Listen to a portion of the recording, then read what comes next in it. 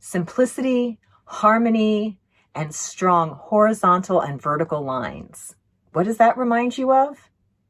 Well, it's the architectural principles of Frank Lloyd Wright, and today I am bringing you a Frank Lloyd Wright inspired quilt. Hello, my friends. I'm Stacy of Stacy Creates Stuff, and today I am showing you how to create my Frank Lloyd Wright inspired quilt windows. The fabric that I use for this quilt is from Cloud9's Balloons collection, which was adapted from Frank Lloyd Wright's collection of illustrations that he did for a magazine. Now this quilt goes together relatively quickly. You could probably do it in a weekend or two.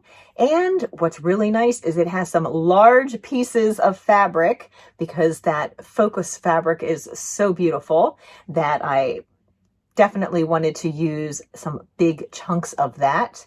And the overall effect is much like a Frank Lloyd Wright stained glass window. So let's get to it and learn how to put this quilt together. The cutting for this quilt is very simple. It's all rectangles and a few squares. And I'm going to start by taking a long strip of the gray and gold and making some 4 patches. I've sewn my 2 strips together, the gold and the gray, and now I am just going to cut them apart into 2-inch segments. And then these segments, 2 sets, will go together to make a little 9 patch.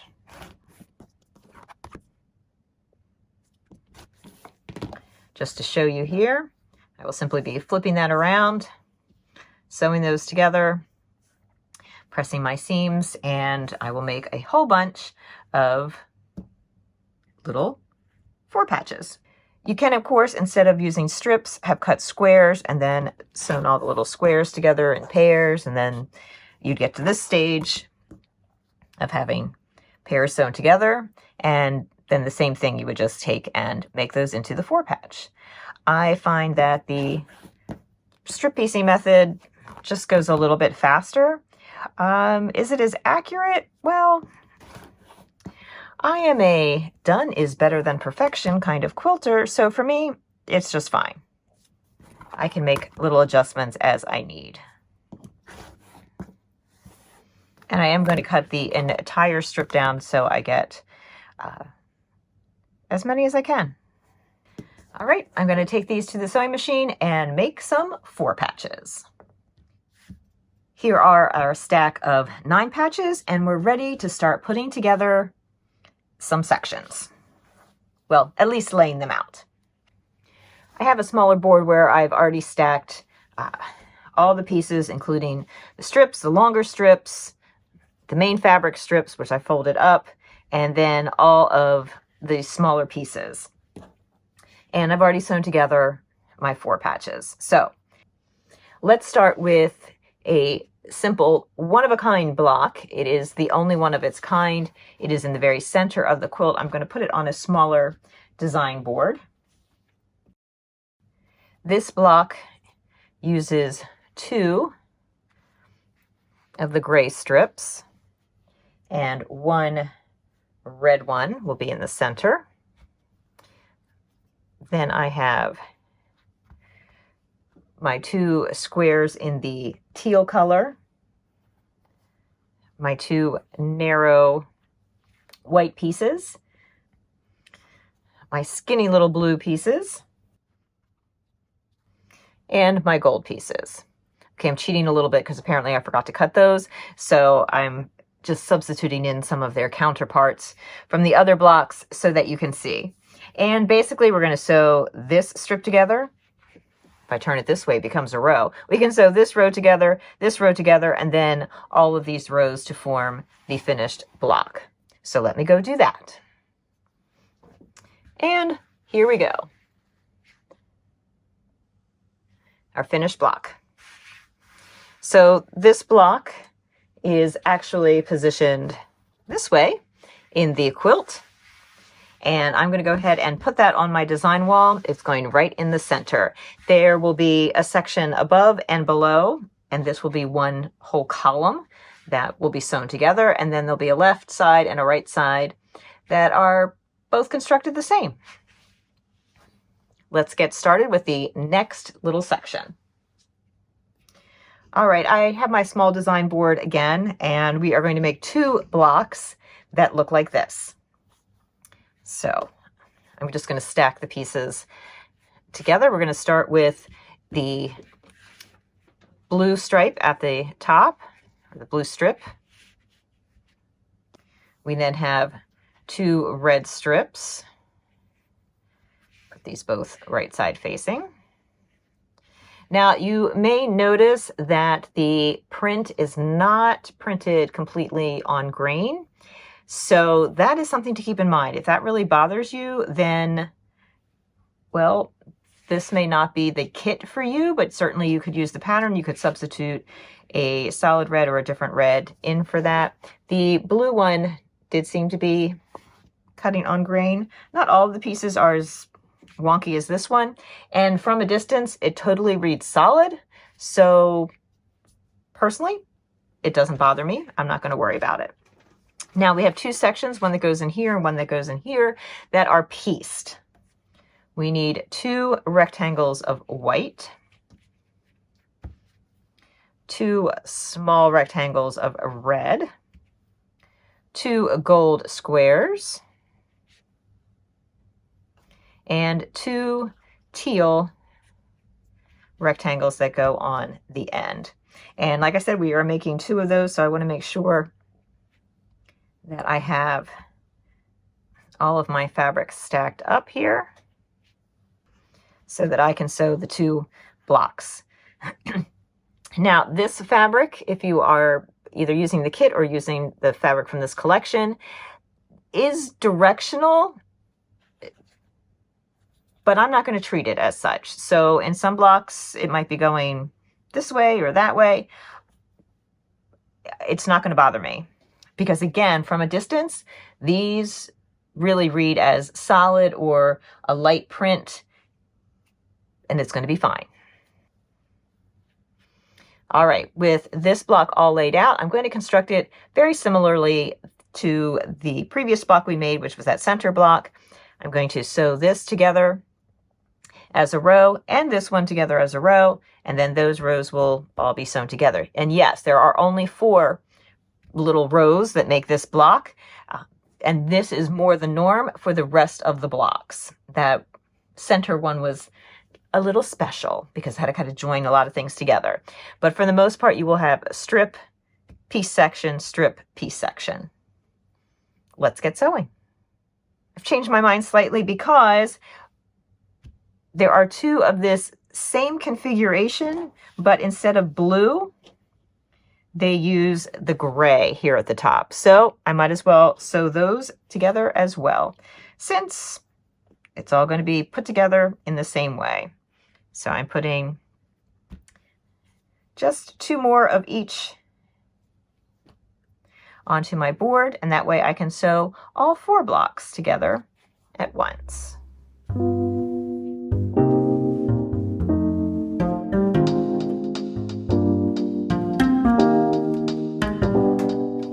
All right, let's get sewing. I finished off those blocks, and since that forms the entire middle column of the quilt, I've gone ahead and put them on my design wall. And they do have a square of the main fabric separating some of the blocks.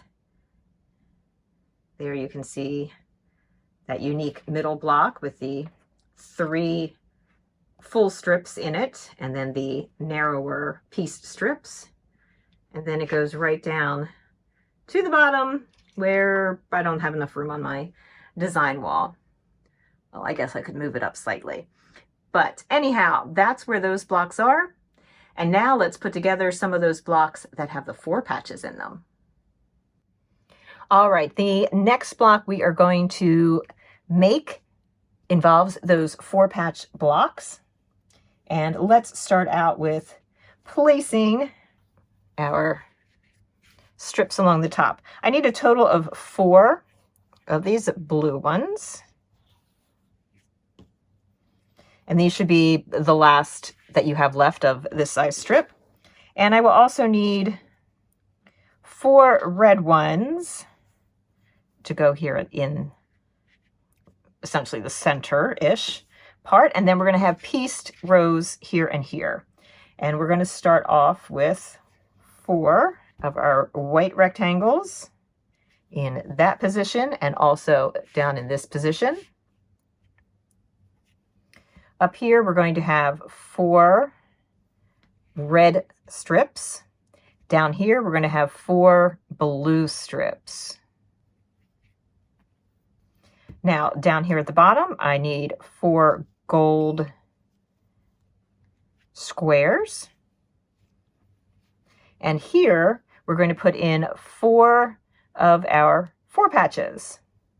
Now, the question is, does it go this way or this way? And it really doesn't matter. I would just say consistency is the key. So I'm going to put it so that the gold sort of form a diagonal sort of thing right there. And then last but not least, we have 4 of our teal on that end and 4 on this end. Now, before we head over to the sewing machine, we are going to do 2 more of these 3 rows, disregarding that. You'll see why in just a little bit. 2 more white rectangles, and it's the same thing, 2 red, 2 blue, 2 gold squares, 2 4 patches, 2 teal, and don't forget those 2 red. So these 2 blocks will be narrower for the moment and not have the blue. The other 4 will have the blue. Let's sew those together. Now that we have sewn those blocks and partial blocks together, we're going to go ahead and put it out on the design board so that we get a sense of what's going on.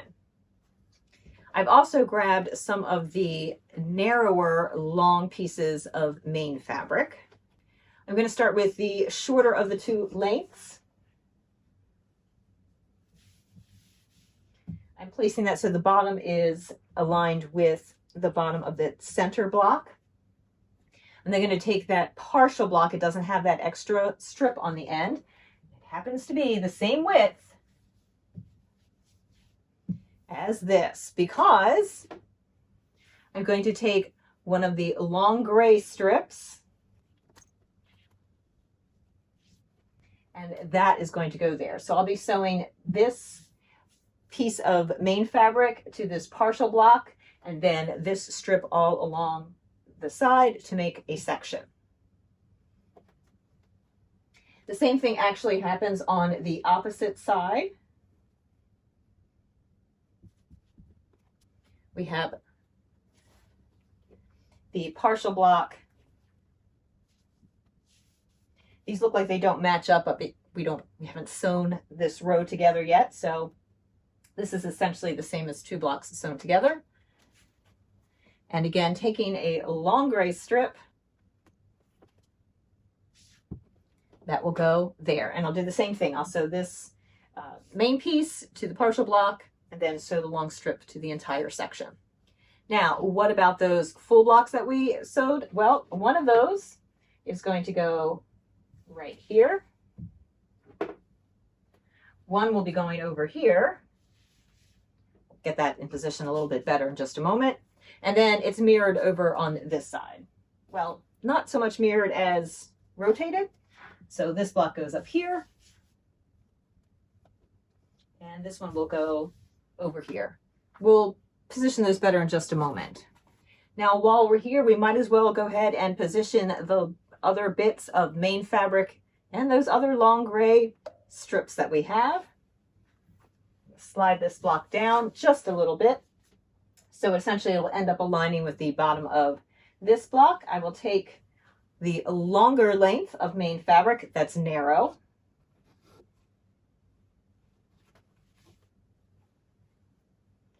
And one of my gray strips will go just inside here. And I know you can't see all the way down to the bottom, but that's the edge of the quilt down there. So let's look over here on the top, and this block will position with the top of that block. I will not be able to reach all the way up here. So we'll just put it like that for now. And this piece will go here. Use your imagination. So I can go ahead and sew my long gray piece strip to that long main fabric for both of those pieces and place those back up on the board. I'm not going to sew much of anything else together, but that kind of finishes for a full width. Now we still have a full section of main fabric. It's a full width, full block width. And you'll notice there is a piece missing here. There is actually a piece missing down here. That's the same bit that's missing up here. I don't think something's right here. All right, I just need to slide this section down a little bit here.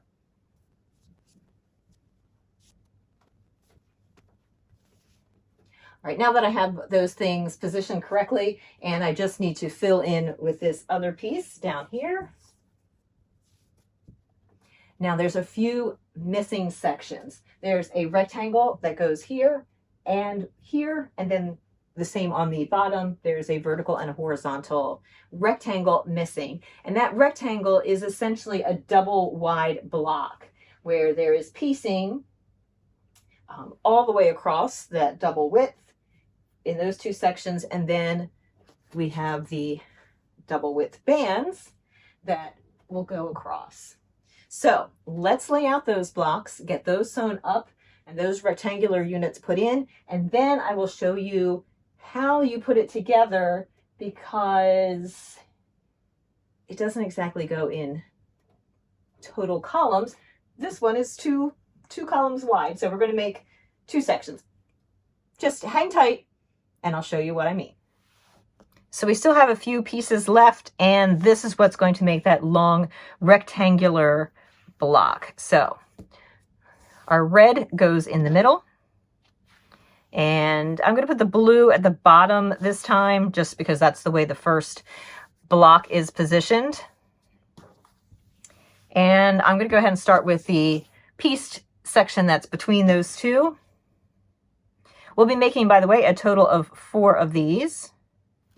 So we have 4 teal, 4 patches, 4 red rectangles, 4 white squares, 4 teal, 4 gold squares,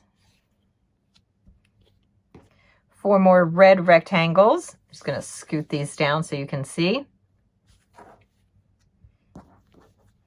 And we'll end with 4 more white rectangles. So of course this row spills further than the width of the others because there's a lot of seams here that will bring these together. Now we're going to do almost the opposite at the other side. So we're going to start with 4 white rectangles, and I'm going to place those up here. I know they're partially out of the picture.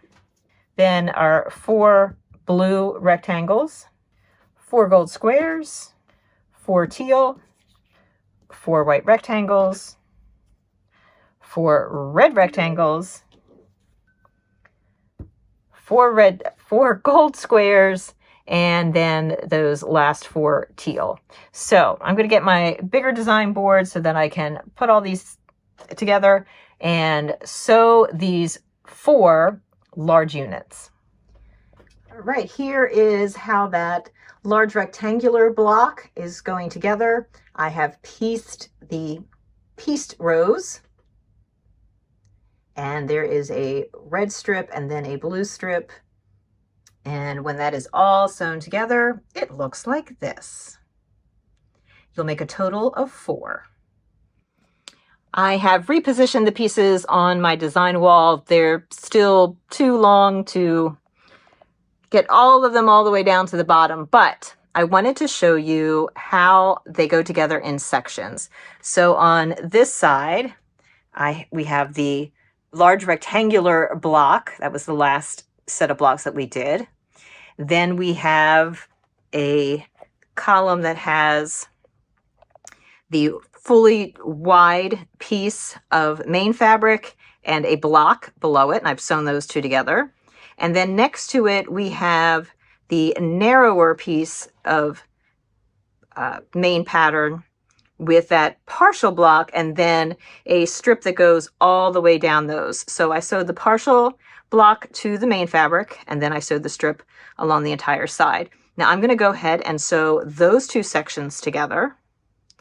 And I am also going to sew these bottom two sections together, which is a long piece of main fabric and a gray stripe, which I've already sewn those two pieces to make one little section. And then I have turned one of our rectangular blocks on its side with the blue stripe to the right, and then a regular 10-inch block right here. I've sewn those two together so that these two will now get sewn together to form another section. So we will have 1, 2, 3.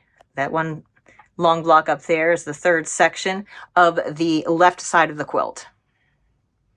And once I have those 3 sections, then I'm just going to sew them together to make the left side.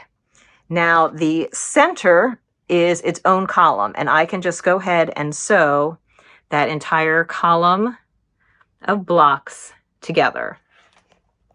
Now on this side, I have not sewn the sort of subsections together yet, so I still have to sew the gray stripe to this, but I left these bits unsewn so you can see how they go. So these two pieces need to go together. The gray stripe and this need to go together, and then all of that goes into one section.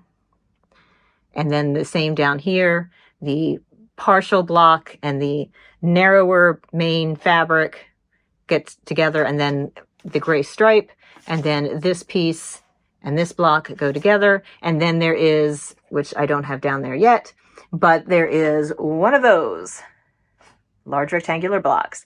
The right side of the quilt is actually the same as the left, and then just rotated.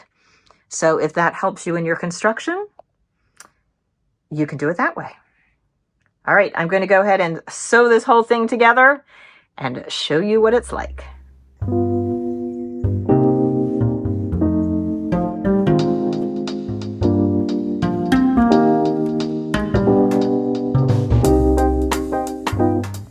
I hope you enjoyed this tutorial as much as I enjoyed making this quilt. I'm a huge Frank Lloyd Wright fan. My father was an architect. A lot of his architecture was inspired by Frank Lloyd Wright, including the house and studio that I live in, which my father designed and I grew up in.